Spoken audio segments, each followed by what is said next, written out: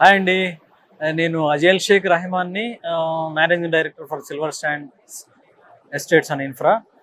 ఈ మధ్య కాలంలో రియల్ భూమిలో నేను ఇస్తున్న ఇంటర్వ్యూస్‌కి, లక్ష్మణ్ గారు అడుగుతున్న ప్రశ్నలకి, అట్లానే నేను ఇస్తున్న సమాధానాలకి చాలా అంటే చాలా మంచి రెస్పాన్స్ వస్తుంది.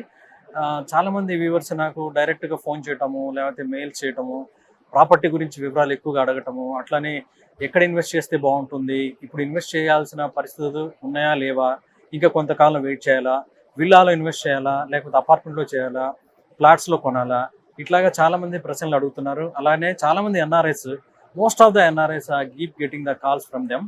సో ఈ సందర్భంలో మళ్ళీ ఇక్కడ నేను టైమ్స్ ఆఫ్ ఇండియా యొక్క ప్రాపర్టీ ఎక్స్పోలో మళ్ళీ రియల్ భూమ్ వాళ్ళని కలవటం జరిగింది. యాక్చువల్గా ఇవాళ జరుగుతున్న ప్రాపర్టీ ఎక్స్పో అనేది ఒక రకంగా చెప్పాలంటే చాలా క్రూషియల్, ఎవరికి బిల్డర్స్కి మరియు ప్లాట్స్లో ఇన్వెస్ట్ చేయాలి అనుకున్న వాళ్ళు కూడా చాలా క్రూషియల్ మూమెంట్ ఇది. ఎందుకంటే గత 18 నెలలుగా హైదరాబాద్లో మార్కెట్ కొంచెం స్తబ్దతగా ఉందనేది వినిపిస్తూ ఉంది మనకి. వినిపిస్తూ ఉండటమే కాదు, అది కరెక్ట్ కూడాను. ఎందుకంటే భారతదేశంలోనే హైదరాబాద్ అనేది చాలా అంటే చాలా ఫాస్ట్గా గ్రో అవుతున్న తరుణంలో ఇక్కడ సెంట్రల్ ఎలక్షన్స్ రావటం, స్టేట్ ఎలక్షన్స్ రావటం, గవర్నమెంట్ మారిపోవటం, మళ్ళీ తర్వాత వచ్చిన కొత్త గవర్నమెంట్, స్టేట్ గవర్నమెంట్ హైదరాబాద్లో అవుతున్న డెవలప్మెంట్కి సంబంధించినవి రూపురేఖలు మార్చడం, కొన్ని పథకాలని క్యాన్సిల్ చేయడం, కొన్నిటిని అమలు చేయటం, కొన్నిటిని ఏమో స్ట్రీమ్ లైన్ చేయటం, ఇలా జరిగింది. సో దీంతో మళ్ళీ కస్టమర్లు ఎలక్షన్స్ తర్వాత మళ్ళీ ఇన్వెస్ట్ చేయాలి అని అనుకున్న వాళ్ళు మళ్ళీ ఒక డౌట్ అనమాట. ఈ గవర్నమెంట్ చేస్తున్న చేంజెస్ వల్ల ఇప్పుడు ఇన్వెస్ట్మెంట్ చేయడం కరెక్టా కాదా, కొంతకాలం వెయిట్ చేద్దామా అనేది ఇలాంటి డౌట్స్తో ఇన్వెస్ట్ చేయాలా వద్దా అనే తరుణంలో మళ్ళీ హైడ్రా అనేది ఒకటి వచ్చింది. ఈ హైడ్రా వల్ల ఇంకా కొంచెం చాలామంది బెంబేలు ఎత్తారు యాక్చువల్గా. అంటే హైడ్రా వల్ల ఇన్వెస్ట్మెంట్ ఎలా ఉంటుంది, ఇప్పుడు ఎక్కడైనా బిల్డింగ్ కొనాలంటే ఎలాగా, అది హైడ్రా పరిధిలో వస్తుందా, లేకపోతే బఫర్ జోన్లో వస్తుందా, ఇలాంటివి చాలామంది డౌట్స్ ఉన్నాయి. అలానే రియల్ ఎస్టేట్లో ఇన్వెస్ట్ చేసే ఉత్సాహం కూడా అలానే ఉంది, పెరుగుతూ ఉంటుంది. ఎందుకంటే there is no any other option. మన హైదరాబాద్కున్న ప్రత్యేకత ఏంటంటే ది బెస్ట్ ఇన్వెస్ట్ ఆప్షన్ అనేది ఆల్వేస్ ఇదేనమాట. ఇది మన రియల్ ఎస్టేటే ఉంటుంది ఎప్పుడు. ఎందుకంటే ఇప్పుడు నేను ఒక ఉద్యోగం చేస్తున్నాను, నేను సంవత్సరానికి ఒక 50 లక్షలు సంపాదిస్తున్నాను అనుకుందాం. సపోజు 50 లక్షలు నేను ఒక 20 లక్షలు నేను ఖర్చు పెట్టుకోగా సంవత్సరానికి నా ఫ్యామిలీ ఫన్ లగ్జరీ అంతా తీసేస్తే ఒక 30 లక్షలు పెట్టి ఒక ల్యాండ్ కొన్నాను అనుకోండి, అది ఒక 3 సంవత్సరాలకు వచ్చేసరికి అది 90 లక్షలు అయిపోతుంది, లేకపోతే ఒక్కోసారి ₹1,00,00,000 దాకా కూడా వెళ్తుంది అనమాట. కాబట్టి నేను స్వతహాగా ఎంతైతే కష్టపడుతున్నానో సంవత్సరానికి నా ప్రజెన్స్ లేకుండా నేను కొన్న ల్యాండ్ నాకంటే ఎక్కువగా సంపాదించి పెడుతుంది. కాబట్టి రియల్ ఎస్టేట్లో ఎప్పుడు కూడాను బెస్ట్ ఆప్షన్ అనేది రియల్ ఎస్టేట్లో ఇన్వెస్ట్మెంట్ చేయాలంటే ఒక రియల్ ఎస్టేట్ ఒకటే ఉంది. సో రియల్ ఎస్టేట్లో ఇప్పుడు ఒక ఆల్ట్రా లగ్జరీ అంటే ఒక ఎఫిలియంట్ పీపుల్ అంటాం మనం. అంటే ఎవరైతే కొంచెం ఒక 30 లక్షలు ఆ పైన సంవత్సరపు ఆదాయం ఎవరికైతే ఉంటుందో వాళ్ళు ఎఫిలియంట్ పీపుల్ అంటాం. వీళ్ళైతే ఇప్పుడు భారతదేశంలో విపరీతంగా పెరుగుతున్నారు. కాబట్టి సో వీళ్ళందరూ రియల్ ఎస్టేట్ మీద ఇంట్రెస్ట్ చూపిస్తూ రియల్ ఎస్టేట్లో ఇన్వెస్ట్ చేయాలని నిరంతరం దాని గురించి చర్చించడం, దాని గురించి రీసెర్చ్ చేయటం, ఇవన్నీ జరుగుతూ ఉందన్నమాట.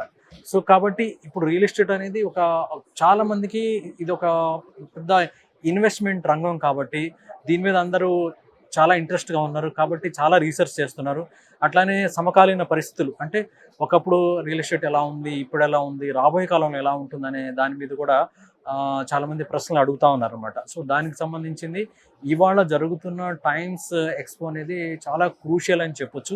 ఎందుకంటే ఇక్కడ ప్రాపర్టీ షోలో వస్తున్న చాలామంది కస్టమర్స్ చాలా అంటే చాలా ఇంట్రెస్ట్గా వచ్చి తీసుకోవాలి, కాకపోతే ఇది సరైన సమయమా కాదా, ఇప్పుడు తీసుకోవాలా లేకపోతే కొంతకాలం ఆగి తీసుకోవాలా అనే దాని మీద ఉన్నారు. ఒకవేళ తీసుకున్నా కూడా ప్లాట్ తీసుకోవాలా, అపార్ట్మెంట్ తీసుకోవాలా, విల్లా తీసుకోవాలా అనే డౌట్లతో ఉన్నారు. ఒక పక్క ఏమో ఇప్పుడున్న పరిస్థితులు, గవర్నమెంట్కి సంబంధించిన పరిస్థితులు రెండు రకాలుగా, ఒకటేమో హైడ్రా అని, తర్వాత కొత్త కొత్త సంస్కరణలు వస్తున్నాయి ఒకవైపు, మరోవైపు వచ్చేసరికి మీకు రీజనల్ రింగ్ రోడ్ అని, తర్వాత ఏమో 4th సిటీ అని, రీజనల్ రింగ్ రోడ్ నుంచి ఔటర్ రింగ్ రోడ్కి కనెక్ట్ చేస్తున్న రేడియల్ రోడ్స్ అని, ఇలాగ ఒకవైపు డెవలప్మెంట్ యాక్టివిటీస్ గురించి ప్రమోట్ అవుతూనే ఇంకోవైపు హైడ్రా సంస్కరణలు, జియో ట్రిపుల్ అని తీసే జియో ట్రిపుల్ వన్ తీయమని చెప్పడము, తర్వాత మెట్రో చేంజ్ చేయొచ్చని చెప్పడం, ఇలాంటి చాలా అతిపెద్ద కన్ఫ్యూజన్ వాతావరణంలో ఉన్న తరుణంలో ఇలాంటి ప్రాపర్టీ ఎక్స్పో జరగడం అనేది చాలా అంటే చాలా అందరికీ ఉపయోగమైంది.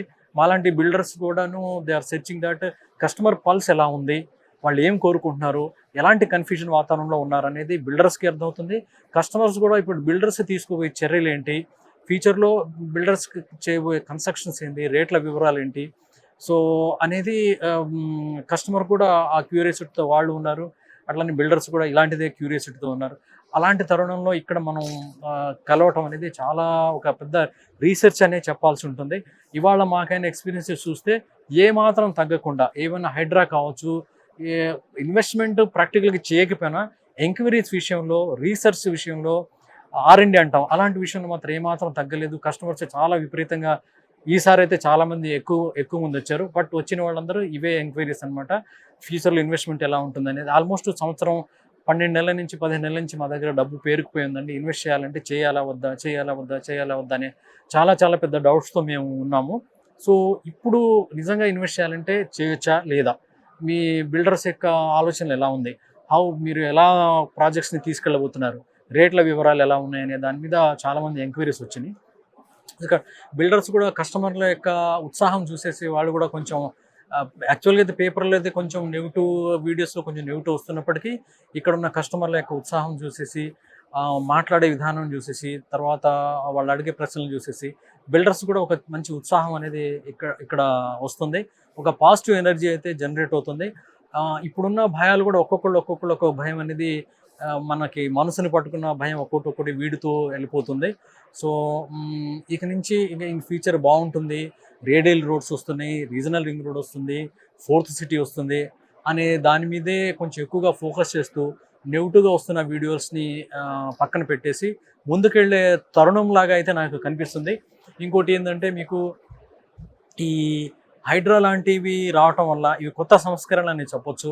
సో సిటీలో అందరూ సిటీకి దగ్గరగా ఉండాలని, సిటీలో ఉంటే రేట్లు పెరుగుతాయని, ఇక్కడే ఉండాలని చెప్పేసి ఆ పెద్ద పెద్ద చెరువుల పక్కన, కుంటల పక్కన, బఫర్ జోన్లలో కన్స్ట్రక్షన్ చేసుకున్న వాతావరణం ఇప్పుడైతే ఉండదు. సో ఫ్యూచర్లో ఏంటంటే నాకు తెలిసి ఇప్పుడున్న ప్రభుత్వం యొక్క ప్లాన్ కూడా ఇదే అయి ఉండొచ్చు. సిటీని మొత్తం స్ప్రెడ్ చేయడానికి, మొత్తం సిటీ అంతా స్ప్రెడ్ చేయాలంటే ఇలాంటివి ఏదైతే ఉన్నాయో వీటిని సంస్కరించుకుంటూ కొనుగోలుదారుని కొంచెం సిటీకి అవుట్స్కట్స్ కూడా పరిచయం చేసే ఉద్దేశంతో ఇలాంటి సంస్కరణలు తీసుకొస్తున్నారని కూడా చెప్పుకోవచ్చు మనం. సో అవుట్స్కట్స్లో మీకు ఈ బఫర్ జోన్లు ఇవి లేని చోట, ఒక క్రిస్టల్ క్లియర్ ఉన్న ల్యాండ్స్ ఉన్న చోట సో సిటీని స్ప్రెడ్ చేస్తూ ముందుకు తీసుకెళ్ళాలనే విధానం కూడా ఒకటి కనిపిస్తూ ఉంది. అయితే బాగా అభివృద్ధి చెందుతూ ఉన్న యొక్క దేశాల యొక్క లక్షణాలు ఎలా అయితే ఉంటాయో, అంటే ఒక పెద్ద పెద్ద సిటీస్ లైక్ దుబాయ్ కానీ, రసల్ ఖైమా కానీ, రియాద్ కానీ, లేకపోతే యూఎస్లో కూడా మీరు తీసుకోవచ్చు. ఏదైనా సిటీ పూర్తి స్థాయిలో డెవలప్మెంట్ అయిన తర్వాత అక్కడక్కడే జనాలు విపరీతంగా వచ్చి పెరగకుండా ఏం చేస్తుంటే ఇంకో సిటీకి వెళ్తాం. మన ఓల్డ్ సిటీస్ని, అమెరికా లాంటి ప్రాంతాల్లో అయితే మనం డౌన్ టౌన్స్ అంటాము. సో డౌన్ టౌన్స్ని అలానే లిమిటెడ్ చేస్తూ వేరే కొత్త సిటీకి వెళ్ళేసి అక్కడ డెవలప్మెంట్ చేస్తారు. కొన్నిసార్లు మనకి కొన్ని సిటీల్లో రాజధాని ఏదో కూడా అర్థం కాదు, రాజధాని కంటే కూడా వేరే ప్రాంతాలు బాగా డెవలప్ అయిపోయి ఉంటాయి అనమాట. అలాంటి కాన్సెప్ట్ని ఇక్కడ తీసుకొచ్చే ఉద్దేశంగా ఉందనేది అర్థమవుతా ఉంది. సో ఇప్పుడు 4th సిటీ అని చెప్పేసి శ్రీశైలం హైవేలో అక్కడ ఇంతకుముందు అది ఫార్మా సిటీకి అసైన్ అయిన ల్యాండ్ ఇప్పుడు 4th సిటీ లాగా ఒక శాటిలైట్ టౌన్షిప్ లాగా తయారు చేసే విధానంలో ప్రభుత్వం కూడా ముందడుగు వేస్తుంది. కాబట్టి హైదరాబాద్కి ఏదైతే ఒక ఫీల్ ఉందో అందరికీ, హైదరాబాద్ డిమాండ్ ఎలా ఉంటుందంటే not only from Telangana, Andhra Pradesh, ఇప్పుడు throughout the India, pan India వైడ్గా అందరూ సిటీస్ నుంచి ది బెస్ట్ సిటీ ఒకటి, living city, best living city, cost of living తక్కువ ఉన్న సిటీ, అట్లానే మోడర్న్ సిటీ, మోడరేట్ సిటీ, అన్నిటికీ హైదరాబాద్ బికమ్ నెంబర్ 1. సో అందరు ఇటువైపు కొనుక్కోవాలని చూస్తున్నారు. ఆ డిమాండ్ అయితే ఉంది ఇప్పుడు కూడాను. అలానే మనం క్యాలిక్యులేషన్ పార్ట్ కనుక చూసుకుంటే గత సంవత్సరంతో పోల్చుకుంటే ఈ సంవత్సరంలో రేట్లు అనేవి 15% పెరిగినాయి అని చెప్పేసి జేఎల్ఎన్ నివేదికలు, తర్వాత అన్రాక్ నివేదికలు అనేది మనకు చెప్తూనే ఉన్నాయి. అలానే అబ్జర్ప్షన్ కూడా మీకు, అంటే సేల్ యొక్క ఫాస్ట్నెస్ కూడా లాస్ట్ ఇయర్ కంటే ఈ సంవత్సరం పెరిగింది. అంటే ఈ సంవత్సరంలో ఎన్ని సేల్స్ అయినాయి, ఎంత సప్లై ఉంది, నెక్స్ట్ ఇయర్కి ఎన్ని సేల్స్ అయినాయి, ఎంత సప్లై ఉంది అనేది గనక బేరీజ్ వేసుకుంటే ఈ సంవత్సరం బాగుందనే చెప్పాల్సి ఉంటుంది. సో ఈ రకంగా ఒక ఉత్సాహం అనేది ఈ ప్రాపర్టీ ఎక్స్పో నుంచే వచ్చింది. ఇదొక ఒక కస్టమర్కి, బిల్డర్కి ఒక ఒక బెటర్ అండర్స్టాండింగ్ కోసం ఇదొక వేదికగా తయారైంది. సో ఇలాంటి సంబంధించిన మీకు ఏదైనా డౌట్స్ ఉంటే నాకు ఎప్పుడైనా కాల్ చేయొచ్చు. సో నా వెబ్సైట్ వచ్చేసరికి www.silversandsestatesanడింfra.com. సో మీకు ఎప్పుడైనా ఏదైనా డౌట్స్ ఉన్నా లేకపోతే దీనికి సంబంధించిన ఏదైనా క్వైరీస్ ఉంటే నన్ను నిరభ్యంతరంగా అడగచ్చు, నేను మీకు చెప్తాను.